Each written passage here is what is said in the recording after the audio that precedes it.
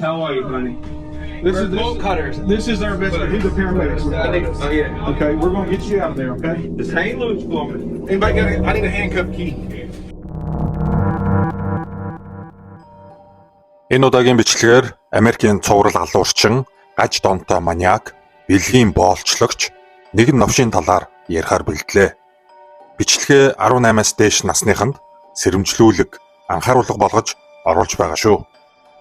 За энэ нэрийг Тодд Кохлеб гэдэг 1971 онд Флорида мужид төрсөн, ээж нь Авдайн их багтаа учирсан удалгүй салцгааж, үүнээс хойш ээж нь хэд хэдэн хүнтэй сууж салж байсан. Тодд багасаа л бусад хүүхдүүдээс эрс өөр, ууртай, хэрцгий, хүйтэн сэтгэлтэй байсан гэдэг. 3 настай байхдаа аквариумтай загасны усанд Clorox гэх мэт гэр ахуйн цэвэрлэгээний бодис хийж загаснуудыг хэрхэн үхэж байгааг харах дуртай байснаас эхлээд том болох тусмаа түүний үйлдэлүүд хорон болж ирсэн байдаг. Хийм буугаар муур нохооны эмзэг газар руу буудаж тамлах нь түүний хамгийн дуртай ажил байсан бөгөөд сэтгэл хөдлөлөө удирдах чаддаггүй, уур нь хөдөлгөөрөө хан руу цохих, хувцснуудаа урж тасдаж хаях, аяг тавг хаглах үйлдэл ихээр гаргадаг. Ер нь л их хэцүү, анхаарал их шаарц үгэд байжээ. 9 нас хүрэхэд нь түүнийг ээж нь зан ааш, сэтгэл зүйн эмчилгээнд хүртэл явуулж байв. Гэвч төдийл нэмэр болсонгүй. Тодд хүнийг ятгах, үгэндээ оруулахдаа авьяастай, хэрв өөрийнх нь хүсэл биелэхгүй бол хүчээр биелүүлдэг зантай болж өсчээ. Ингээд 12 нас хүрэх үед ээж нь Тоддыг дийлхэ болсон учраас 10 жил огт уулзаагүй аав руу Аризона муж руу явуулсан байна. Аав дээр байхдаа 15-тай Тодд хөршийнхөө 14-тэй охинд дурлаж хайртай дуртайгаа илэрхийлэхээр уулзах үед охин өөр хүүгүүнд сайн чамтай үерхэж чадахгүй гэдгийг сонсоод үл тоогдсон, хаягдсан, доромжлогдсон хинч биш мэдрэмж авсан Тодд маш ихээр уурлаж охиныг хөнгүү газар руу чирж аваачин сурсан аргаараа бүхнийг хүчээр шийддэг. Охинд буу тулган гарыг нь скотчтож хүлээд хүчинцэн байна. Үүнийхээ дараа хэрв чи энэ талаар хэн нэгэнд хэлвэл чамайг болон гэр бүлийнхнийг чинь бүгдийг ална гэж айлгаад охиныг явуулжээ. Охин ч үнхэлцгээ хагартал айж цочролд орсон хэдий ч хөршийн хүү өөрийг нь яасан тухайг гэрийнхэндээ хэлснээр Тодд баригдаж 15 жилийн хорих ялаар шийтгүүлсэн юм. Шоронд байх хугацаанд тэрээр сэтгэл зүй, уураа удирдах арга барилд суралцахаас гадна шоронгийн сургалтын хөтөлбөрт хамрагдаж коллежийн боловсрол олж авчээ. Үүнээс харахад хоосонгүй толгой байсан бололтой. Ялаа дуусгаад шоронгоос гарсны дараа Тодд Өмнөд Каролайна мужид амьдрахаар явлаа. Тэнд очоод шоронгийн коллежид эзэмссэн график дизайнер гэсэн мэргэжлээрээ хэсэг ажилласан байдаг. Хэдийгээр тэр уураа сэтгэл хөдлөлөө контролдож чаддаг болсон хэдий ч хүссэндээ хүрэхдээ хүч хэрэглэх, тамлах, зовоох, харгас сэтгэхүйн түүний дотор оршсоор байлаа. 2003 оны 11-р сард Тодд мотоцикл авахаар ойролцоох нэгэн жижигвтэр мотоспортын дэлгүүрт очдог. Тэндээс $9,000 үнэтэй мотоцикл авсан боловч сайн унаж чадахгүй байсан тул удалгүй мотоциклаа буцаахаар эргэж очиод учраа хэлэхэд нь дэлгүүрийн эзэн маш бүдүүлэг харьцаж буцаалт хийхгүйгээс гадна түүнийг бараг хөөж явуулсан байна. Маргааш нь түүний мотоцикл гэрийнх нь гаднаас алга болсныг Тодд уг дэлгүүрийн эзний хийсэн ажил гэж хардан мотоспортын дэлгүүр рүү уураа дарж ядан очижээ. Учир нь Тодд 15 жилийн өмнөх үл тоогдсон, хаягдсан, хинч биш доромжлогдсон мэдрэмжийг ахин хүчтэйгээр мэдэрсэн байх гэж сэтгэл зүйчид сүүлд тодорхойлдог. Тодд дэлгүүрт очмогцоо үйлчлүүлэгч байгаа эсхийг сайн тандаад байхгүй гэдгийг нь мэдмэгц дэлгүүрийн арын хэсэгт байх засварын хэсэг рүү очиж мотоцикл угсарч байсан механикч залууг 2 буудаж газар дээр нь хороов. Үүнийхээ дараа урд танхим руу ороход буунд уг сонссон дэлгүүрийн эзэн түүний араас менежер залуу өөдөөс нь ирж байлаа. Хажуу талаас гинэт уг дэлгүүрийн нэгтлэн бодогч эмэгтэй гарч ирсэн тул Тодд түүнийг эхлээд 3 удаа цээж рүү буудаж эмэгтэй газар дээрээ нас барав. Энэ гинтийн аимшигтай үзэгдлийг харсан дэлгүүрийн эзэн менежер хоёр урт хаалга руу айн зогтох үед Тод ямар ч сандралгүйгээр гар буугаад дахин цэнэглэж аваад тэр хоёрыг нуруунд нь хид хид буудаж унгаад хажууд нь очиод гүйцээж буудсан байна.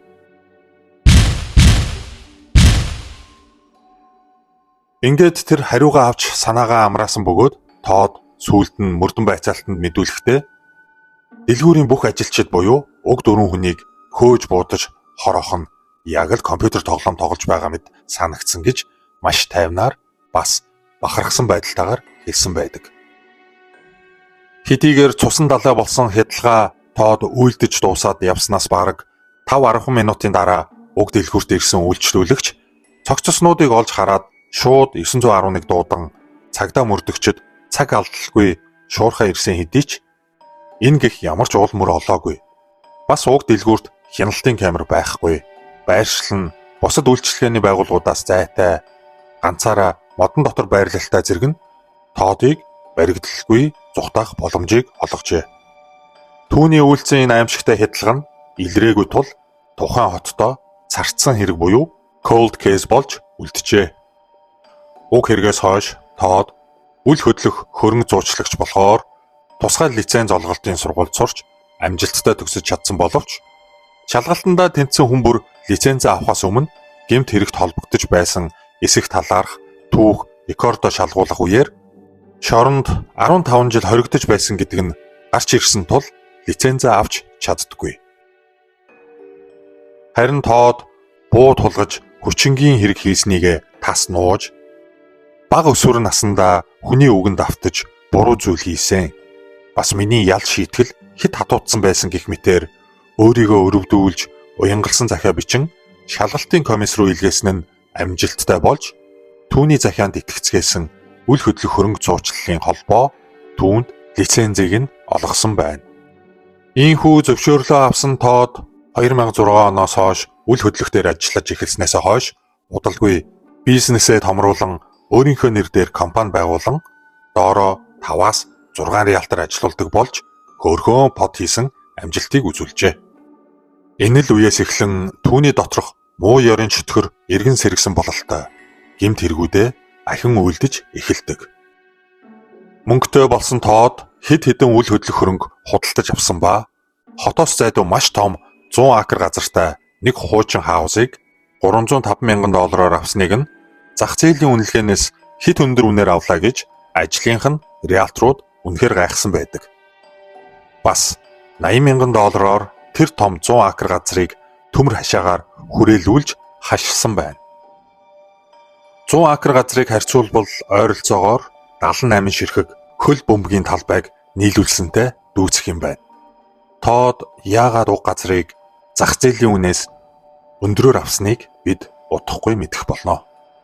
Тухайн газрынх нь хажуу хөршүүд нь ангийн улирлын үеэр хашаа руу н орсон буг шувуу гэх мэт амьтдыг агнадаг гэдгийг мэдсэн Тод хөршүүд рүүгээ ахиж манай хашаа руу ойртвол би шууд буудан шүү. Би энэ газрыг буудлагын хоббигоо хөгжүүлэх гэж авсан. Суманд өртвөл хогчин шүү. Би тиймч найрсаг хүн биш гэж хэлснээр шинээр авсан газар руу хүн байтугай нохооч ойртгоо байсан нь Тодын хүссэн зүйл байлаа. Үнэхээр тэр газар дээр Тод маш их буудлагын дасгал хийдэг байсан бөгөөд янз бүрийн амьтан хашаандаа оруулж бууддаг. Зүгээр ч буудахгүй албаар олон 10 удаа шархтуулж тамлаж хороодог байжээ. 2015 оны 12 дугаар сард 26 настай Меган гэх бүсгүйг найз залуу 29 настай Жоннигийн хамтаар өөрийнхөө үл хөдлөхүүд дээр цэвэрлэгээ засвар хийлгэх нэрээр тэр хоёрыг Тод хөлсөлж авдаг. Үүнээс хойш хосууд алга болсон бөгөөд хинж хаанч хараагүй байна.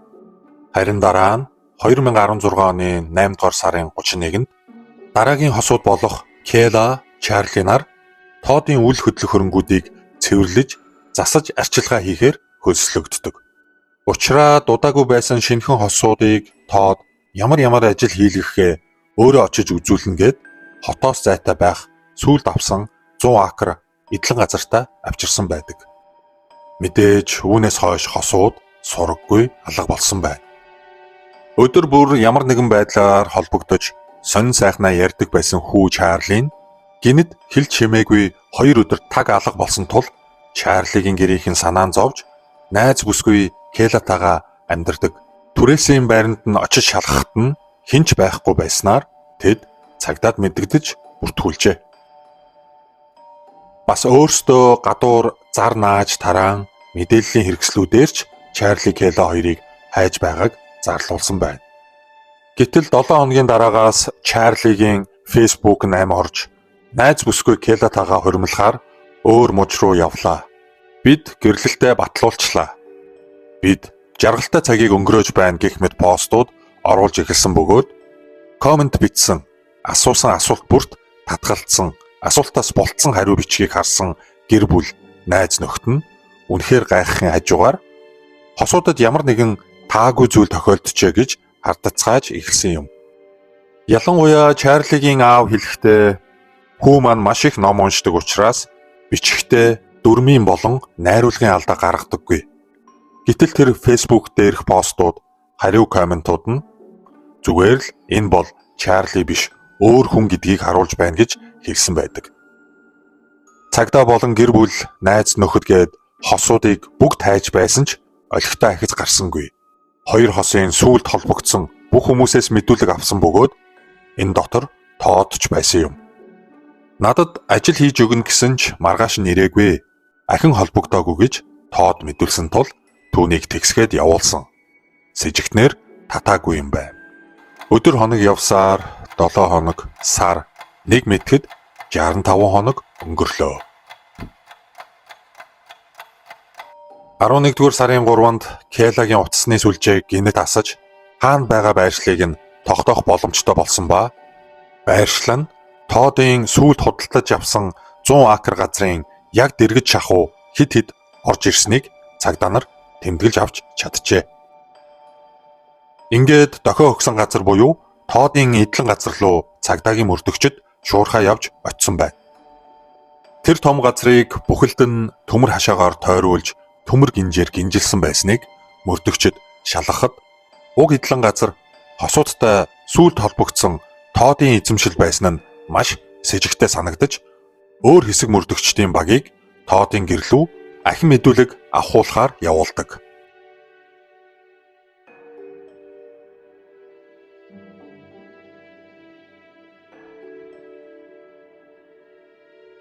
Харин эхний мөрдөгчдийн баг эмэгтэй хүн маш бүдэг орилго чимээг хэд хэдэн удаа сонссон тул хашааг эвдлэн дотогш орсноор хуучирсан хаусны хажууд нэгэн контейнер байрлуулсан байгааг олцгоосон байна. Уг контейнерыг 6 ширхэг маш том цоожоор цоожлсон байсан тул тусгай тасдах багаж авчран багахгүй цагийг шаардаж онгойлгож чадсанаар санаанд оромгүй зүйлтэй мөрдөгчд нүүр тулцгаасан юм.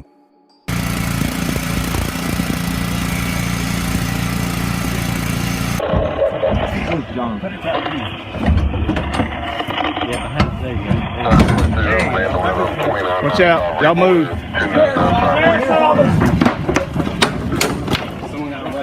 I got it. Watch out, boss. Coming through, okay? What's your name? What's your name, man? Lauren. Okay. All right. Just a girl. Just a girl. Just a girl. How are you, honey?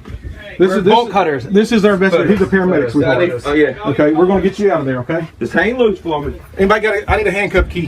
Handcuff key. I don't. I got it right here. Hold up. Y'all slide back. Hold on. He's got a light. We gotta let you take photographs. Randy, let me see your light, Brandon. Yeah, you can. I got no. One's in my car. One's under my car. Gloves on when I did that. Don't be. Do you know where your buddy is? Charlie, Yes. he shot him. He shot him. Who did? Douche. Todd Colehep shot Charlie Carver 3 times in the chest, wrapped him in a blue tarp, put him in the bucket of the tractor, locked me down here, and I never seen him again. Okay. He says he's dead and buried. He says there's several bodies dead and buried out here, and he says that the dogs will be ruined if they go looking because there's red pepper. We're gonna step you out, sweet. Because there's what? Red pepper. Okay. Tell the dog people that. He says No, there's pepper everywhere around the Сая та мөрдөгчдийн хийсэн контейнерыг онгойлгох үеийн бодит бичлэгийг үзлээ. хоёр гараа гавлуулсан хүзүүнээсээ том гинжээр уюулж хананд бэхлэгдсэн Келаг контейнерын мухраас мөрдөгчд олцгоосон байна. But this time I'm gonna need you to stand up and put your hands behind your back. He's already handcuffed. Okay. You're under arrest right now for kidnapping. Go ahead and put him in the back of your car. Sir. Энэ мэдээг авсан Тодтой уулзаж байсан мөрдөгчд түүнийг шууд баривчлан авч явлаа. Харамсалтай нь Чарли контейнерт байсангүй. Түүний найз бүсгүй Келагийн хэлснээр тухайн өдөр ажил хийлгэнэ гэж дуудсан Тод хосуудыг хашааныхаа гүнд байх хуучин хаусны гараж руу оруулсныхаа дараа Чарлиг шууд 3 удаа цээж рүү буудаж унгаад айж цочирсон Келаг зодон контейнерт оруулж түгтсэн байна. Ингээд Кела Тодын секс бол болж 65 хоногийн турш өдөр бүр 2-3 удаа янз бүрээр хүчндүүлж, зодуулж аимшигт өдрүүдийг өнгөрөөжээ. За ингээд мөрдөн шалгах ажиллагаа байцаалтууд эхэлсэн энэ үед Тод толгоогоо маш сайн ажилуулж хэрв ялын дээд хэмжээ өгөхгүй гэж тохиролцвол өөрийнхөө үйлдсэн бусад илрээгүй гэмт хэрэгүүдэд задлана гэсэн санал тавьсан тул шийдвэр гаргахад хэцүү байсан хэдий ч мөрдөгчд уг саналыг нь хүлээн зөвшөөрснөөр Тод үйлдсэн бүх хэрэгээ задалж ил болгосон байна. Келаг Тод контейнерт тамлаж байхдаа би өөр хэд хэдэн хүнийг алж таашаал авч байсан. Чамааг үгэнд орохгүй бол алаад болчиход хинч намаа гэж мэдэхгүй шүү хэмээн сүрдүүлснийг мөрдөгчд угийн Келагаас сонссон байсан тул Тод бол цуврал алуурчин юм байна. Хэрхэн бусад үйлцээ хэрэгүүдийг нь яриулж ил болгох вэ гэдэг дээр анхаарлаа хандуулсан байсан нь Тодын саналыг хүлээн авахд түлхэц болсон байх. Мөн Чарлигийн аав ээж удаан бодцохоосны эцэст цаазаар авахулах нь ойлгомжтой Тодын ялын 8-аг хүлээн зөвшөөрцгөөсөн юм. Энэ бүх тохиролцооны эцэст дээр ярьсан царцсан хэрэг болох мотоспортын дэлгүүрийн бүх ажилчид буюу 4 хүнийг газар дээр нь буудаж хороосноо Тод дэлгэрэнгүй ярьж өгөв. Үүнийхээ дараа хальт дурдагтаад өнгөрсөн Меган гэх бүсгүйг найз залуу Жонигийн хамтаар өөрийнхөө үл хөдлөхүүд дээр цэвэрлэгээ засвар хийлгэх нэрээр 2015 оны 12 дугаар сард эдлэн газар дээрээ дуудаж авчрангуудаа шууд найз залуу Жониг буудаж хөнөөгөөд Меган бүсгүйг амьд үлдээж 6 өдрийн турш секс болоо болгон өдөр бүр хүчиндэж, зодож, гаж хүслээ гүйцэлдүүлж байгаад байнга өөдөөс нь тэмцэлдээд байсан тул Меган бүсгүйг 12 дугаар сарын 25-нд яг Крисмсийн өдөр толгороо нь буудаж хөнөөсөн байна. Хоёр хосын цогцыг Тод эдлэн газрынхаа хаан булснаа мөрдөгчдөд зааж өгснөөр хэний ч мэдэхгүй 2 хүн амны хэрэг ил болжээ. Тодод анханасаа секс бол болгохоор хуурч авчирсан бүсгүүчүүдийн найз залуучууд огтоосоо хэрэггүй байсан тул уулзсан эхний өдрөө л ирчүүдийг нь хөнөөдөг. Хамтд нь дуудаж авчирдаг гол шалтгаан нь хэрв хосоороо алга болвол хүмүүс тэгж итвхийлж ирж хайхгүй, тоохгүй гэж тооцоолсноо Тод байцаалтын үед хэлсэн байдаг. Бас хүмүүсийг тайвшруулж анхаарлыг нь сарниулах үүднээс Чарлигийн Facebook аккаунтнаас бид хоёр зүгээр гэсэн пост бичвэрүүдийг оруулдаг байснаа хүлээжээ. Чарлигийн гэр бүл хүүтэйгээ ойр дотн харилцаатай байсан нь түүний цуврал аллага, хүчирхийлэл, маниак секс болчлолыг эцэс болгосон юм. Хэрв ийм гэр бүлийн ойр дотн холбоо харилцаа байгаагүй бол хүүхдүүдээ араас нь эрэл сурал болоогүй бол Тод цаашид хэдэн ч хүнийг хороож яргалж тамлан боолчлох байсан гэдгийг хинч таашгүй. 2017 оны 5 дугаар сард болсон шүүх хурлаар Тод Кохлепийг 1-р зэрэглэлээр 7 хүний амнасыг хөнөөсөн, цуврал аллага үйлдсэн, хүн давтан барьцаалсан, олон удаагийн хүчингийн хэрэг үйлдсэн гэх мэт маш олон гэмт хэрэгүүдийг нэгтгэн түүнд бүх насаараа шоронд хоригдох ял, нэмэх нь 60 жилийн ял өгснөөр энэхүү алуурчны харгас түүх өндөрлжээ. Шинэ оны анхны дугаар танд таалагдсан гэдэгт итгэж байна. Subscribe дарж сувгийг маань дэмжихээ битгий мартаарай. Уг хэргийн талаарх санал бодлоо комент хэсэгт заавал үлдээгээрэй. Таны ажил үйлсэд амжилт хүсье. Түр баяртай.